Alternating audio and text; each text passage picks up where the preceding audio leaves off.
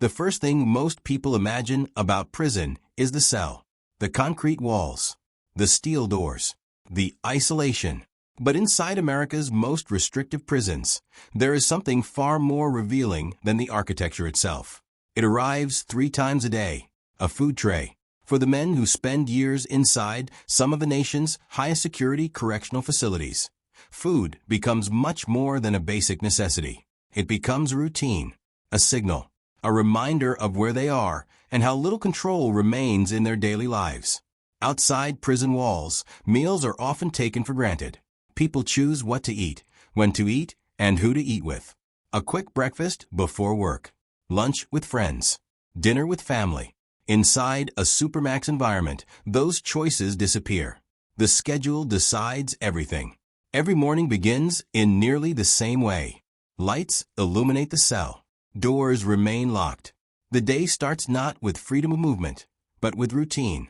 Hours later, a correctional officer approaches the cell. The sound of footsteps echoes through the corridor. A small slot in the steel door opens. A tray slides through. Then the slot closes. The entire interaction may last only a few seconds. For many inmates, it is one of the few direct connections they will have with another person that day. The tray itself is usually simple. A standard breakfast may include cereal, oatmeal, bread, fruit, or other basic items designed to meet nutritional requirements. The goal is not luxury. The goal is consistency. Correctional institutions operate on structure, and food service is one of the most structured systems inside the facility. Every portion is measured. Every ingredient is accounted for. Every meal is planned according to regulations designed to provide adequate nutrition while maintaining efficiency. What appears ordinary on the surface is actually part of a carefully managed operation. Thousands of meals may be prepared across federal and state correctional systems every day. The process begins long before an inmate receives a tray. Large quantities of food are delivered to institutional kitchens. Menus are planned weeks in advance. Staff members monitor inventory, preparation schedules, and dietary requirements. Everything must function according to procedure. There is little room for improvisation. Unlike a restaurant, the purpose is not customer satisfaction. The purpose is reliability. The result is food that many former inmates describe as predictable. Not necessarily terrible. Not necessarily enjoyable. Simply predictable. And in a place where every day feels similar to the last, predictability carries its own weight. For someone serving a lengthy sentence, meals quickly become more than food. They become markers of time. Breakfast arrives. Morning passes. Lunch arrives. Afternoon follows. Dinner arrives. Another day is nearly over. Outside prison walls, people often track time through events, conversations, work, travel, and relationships. Inside a restrictive correctional environment, those markers may be limited. As a result, meals become anchors in the day. Some former inmates have described knowing the approximate time without seeing a clock, simply by recognizing where they are in the meal schedule. Food becomes part of the rhythm of confinement. But there is another element that rarely receives public attention: the experience of eating alone. Across cultures, meals are usually social experiences. Families gather around tables. Friends meet in restaurants. Celebrations often revolve around food. Human beings naturally associate eating with connection. In high-security incarceration settings, that connection may disappear entirely. An inmate sits alone. The tray rests on a small surface inside the cell. There is no conversation, no shared table, no interaction, only silence. At first, the experience can feel unusual. Over time, it becomes normal. Psychologists who study isolation often note that routine behaviors can change when social interaction is removed. Eating is one of those behaviors. Some individuals begin eating quickly, treating meals as another task to complete. Others slow down intentionally. A meal that could be finished in 10 minutes may stretch to 30, not because of hunger, because it provides something to do, something to break the monotony, something that divides one part of the day from another. The food itself may not change much, but its meaning does. What was once an enjoyable experience becomes a structured activity, a ritual, a predictable event in an otherwise repetitive environment. And predictability is one of the defining characteristics of maximum security confinement. The same corridors, the same schedules, the same procedures, the same meals, day after day, week after week, year after year. For correctional administrators, consistency helps maintain order. For inmates, consistency can have a very different effect. When every day follows nearly identical patterns, time can begin to feel distorted. Days blur together. Weeks become difficult to distinguish. Months seem to disappear. In that environment, even minor changes can become significant. A different menu item, a seasonal meal, a special holiday serving. Small differences that might seem insignificant outside prison can stand out dramatically inside. Because when routine dominates daily life, variation becomes memorable. Yet food inside high-security facilities is about more than routine. It is also about management. Correctional systems must feed large populations safely and efficiently. Meals must meet nutritional standards. Special diets must be accommodated when required. Food preparation areas must operate under strict supervision. Every step is monitored. Every procedure is documented. Security considerations influence decisions at every stage. The public often imagines prison food as a minor detail. But inside correctional institutions, it is part of a much larger system. A system built around structure, accountability, and control. And nowhere is that reality more visible than when a tray passes through a steel door. To an outside observer, it may look like an ordinary meal. To the inmate receiving it, it can represent something far greater. Another day completed.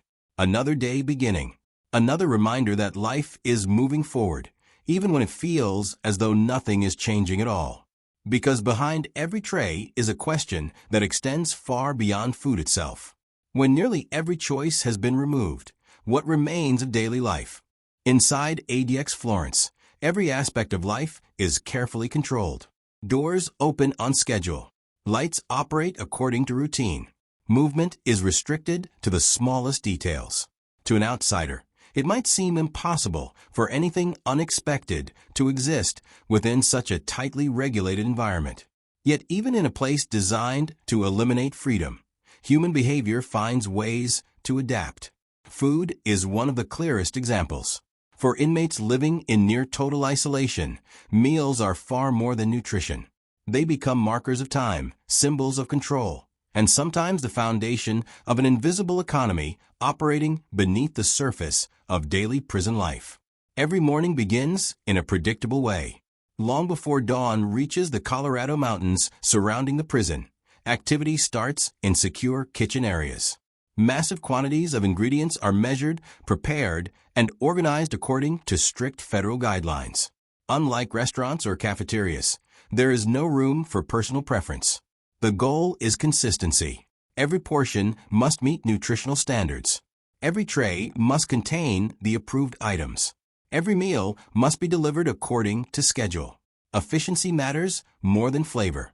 Large batches of food are prepared simultaneously, often hours before inmates receive them. Rice, vegetables, bread, processed proteins, and other approved menu items are assembled in carefully controlled quantities. By the time the meals leave the kitchen, they have become part of a larger system. A system built around order. Once prepared, trays are loaded onto secure carts and moved through reinforced corridors under constant supervision. Officers follow designated routes through the prison, stopping at cell after cell. The process rarely changes. A food slot opens. A tray slides through. The slot closes. The interaction may last only a few seconds. For many inmates, it is one of the few moments during the day involving direct contact with another person. And then the silence returns. The meal itself is eaten alone. No conversations. No shared tables. No distractions. Just a tray and a prisoner inside a concrete cell. Over time, this routine begins to affect how inmates think about food. Outside prison walls, meals often involve family, friendship, celebration, or relaxation. Inside ADX, those associations slowly fade. Food becomes something different, something functional, something expected, something that arrives at predictable intervals and disappears just as quickly. But not every inmate experiences prison food in exactly the same way, because beyond the standard meal system exists another layer of prison life. A layer built around choice. Limited choice, but choice nonetheless. The commissary. For many inmates, commissary access represents one of the few opportunities to exercise personal control. Using funds deposited into approved accounts, prisoners can purchase certain authorized items. The selection is limited, but compared to the standard meal plan, it offers something valuable. Variety. Instant noodles, crackers, coffee, peanut butter, snack foods, powdered drink mixes. Simple products that might seem insignificant on the outside. Inside a Supermax prison, they can become incredibly important because they represent options.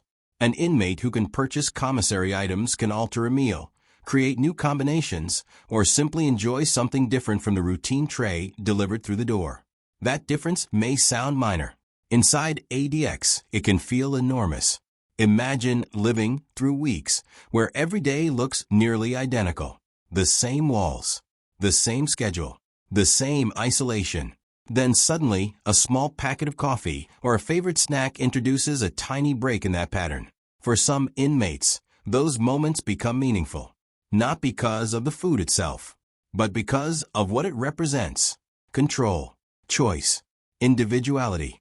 Even within one of the most restrictive institutions in America, people continue searching for ways to reclaim small pieces of personal autonomy.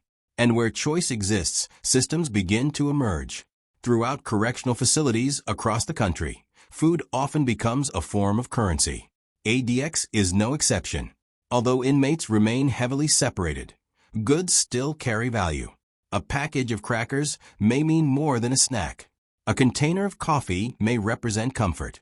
A favorite commissary item may become something worth saving, trading, or using strategically. Human beings naturally assign value to scarce resources. The more limited the environment, the more valuable certain items become. Food is one of those items. This creates an invisible hierarchy that exists even inside a prison specifically designed to reduce hierarchy. Some inmates receive financial support from family members. Others receive little or none. The difference can significantly affect daily life. One inmate may supplement meals regularly. Another may rely entirely on standard prison trays. Both receive the same housing conditions. Both experience the same isolation. Yet their daily experiences can feel very different. The gap isn't always measured in calories. Sometimes it's measured in comfort, in anticipation, in the ability to look forward to something. And anticipation matters more than many people realize. Psychologists have long observed that humans rely on future expectations to structure daily life. A planned event, a reward, a goal, something that breaks routine. Inside ADX, opportunities for those experiences are limited. Food becomes one of the few remaining examples. A commissary order arriving can create excitement. A favorite snack can become part of a routine. A simple cup of coffee can provide a sense of normalcy. Without those experiences, daily life can become increasingly repetitive. For inmates without access to commissary, the standard meal system remains their only source of food. Breakfast, lunch, dinner. The cycle repeats.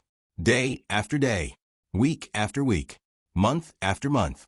Over time, many inmates stop focusing on what they are eating and begin focusing on when they are eating. Meals become clocks.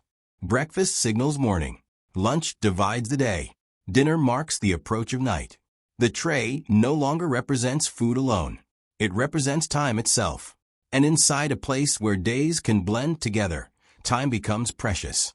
This relationship between food and time creates an unexpected psychological effect. Small changes suddenly become significant. A slightly different menu item, an occasional seasonal adjustment, a holiday meal, Any variation can attract attention because routine has become so powerful. What would barely register outside prison walls can become the most noticeable event of an inmate's day. The human mind adapts to patterns. When those patterns rarely change, even minor differences become meaningful. Yet the system remains focused on consistency. Control depends on predictability. Predictability reduces uncertainty. And uncertainty is something prison administrators work hard to eliminate. Every procedure inside ADX is designed to minimize risk. Meal preparation, meal delivery, meal consumption. Everything follows established rules. Because even something as ordinary as food can become complicated inside a high-security environment. A tray can be used to protest. Food can be refused. Items can be misused. Administrators anticipate these possibilities and build procedures around them. Every response is calculated. Every action documented. Every disruption addressed. The result is a food system that appears simple on the surface, but serves a much larger purpose. It nourishes the body, but it also reinforces the structure of the institution. Every tray arriving on schedule reminds inmates that the system continues operating exactly as intended. Every meal reinforces routine. Every routine reinforces control. And yet, despite all that control, something uniquely human remains.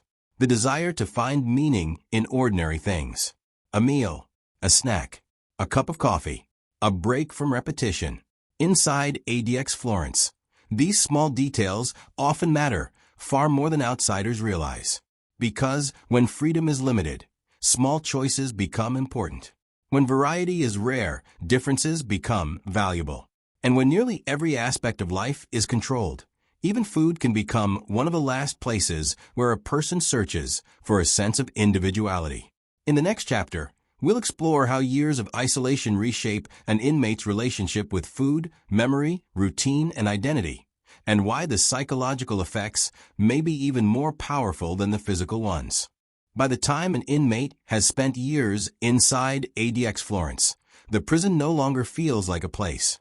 It becomes a system of schedules, a system of routines, a system designed to function the same way every day, whether it is Monday or Christmas, summer or winter. And nowhere is that more visible than in the food system. To an outsider, a meal seems insignificant. It is simply breakfast, lunch, or dinner. But inside America's most secure federal prison, food serves a different purpose. It becomes a marker of time, a reminder of control, and one of the few events that breaks the endless repetition of confinement. For many inmates, life is measured not in months or years, but in meals. Breakfast arrives. Hours pass. Lunch arrives. More silence follows. Then, dinner. Another day disappears. The cycle repeats again tomorrow, and the day after that, and the day after that. Over time, something unusual begins to happen. The body adapts. Human beings are remarkably capable of adjusting to routine. When meals arrive at the same time every day, the body learns to expect them. Hunger follows a schedule. Appetite changes. Cravings fade. What once felt strange gradually becomes normal. But adaptation comes with consequences. When variety disappears, food loses some of its meaning.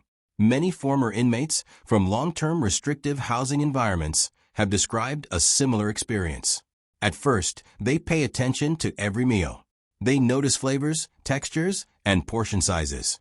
They compare one tray to another. Years later, many stop noticing altogether. The food becomes background noise. Just another part of the machinery surrounding them. Just another process that never changes. Inside ADX Florence, that transformation can be especially powerful because change itself is so rare. A slightly different dessert, an extra piece of fruit, a holiday meal. These minor variations may seem meaningless to people outside prison walls. Yet inside an environment dominated by repetition, even the smallest change can feel significant. For a brief moment, the routine is interrupted. For a brief moment, something feels different. Then, the system resets. The standard trays return. The schedule resumes. The silence continues. Yet food inside ADX serves another purpose beyond nutrition and routine. It also requires trust. Every inmate depends on the institution for survival. They cannot choose restaurants. They cannot visit grocery stores. They cannot prepare their own meals. They rely entirely on the system. Every tray delivered through a steel slot represents a basic assumption that the food is safe, that it meets standards, and that it will arrive as expected. Most of the time, that system functions exactly as intended. But in an environment built on control and restrictions, trust can become complicated. Some inmates inspect their meals carefully. Others develop habits or rituals before eating, not necessarily because they expect a problem, but because prison conditions encourage caution. When nearly every aspect of life is regulated by someone else, even simple routines can carry deeper psychological weight. And that weight becomes even heavier when food begins to trigger memories.